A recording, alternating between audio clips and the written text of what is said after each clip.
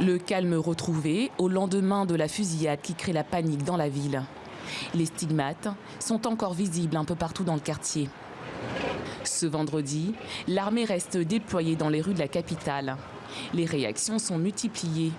Des appels au calme depuis les Nations Unies. La France aussi appelle à l'apaisement et les États-Unis à la désescalade. Je voudrais réaffirmer que nous nous opposons à toute intimidation et menace de violence contre la justice de tout pays et nous soutenons l'indépendance de la justice au Liban. Les juges doivent être protégés de la violence, ils doivent être protégés des menaces, ils doivent être protégés de toute intimidation, y compris celle du Hezbollah. De son côté, le président Aoun a reçu le chef de l'armée libanaise. Ce qui s'est passé fera l'objet d'un suivi sécuritaire et judiciaire. Et je veillerai pour ma part à ce que l'enquête parvienne à la vérité sur ce qui s'est passé afin de demander des comptes aux responsables et aux instigateurs, comme toute autre enquête judiciaire, y compris l'enquête sur l'explosion du port. Une fusillade qui fait replonger les habitants de Beyrouth dans le cauchemar des années 80, au temps de la guerre civile.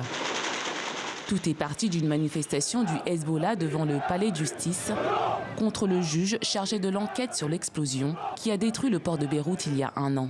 Le juge Tarek Bitar, qu'ils accusent de partialité et dont ils réclament le dessaisissement, est soumis à d'intenses pressions de la part de responsables politiques.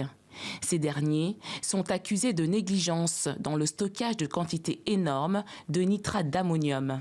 L'explosion a provoqué la mort de 214 personnes le 4 août 2020.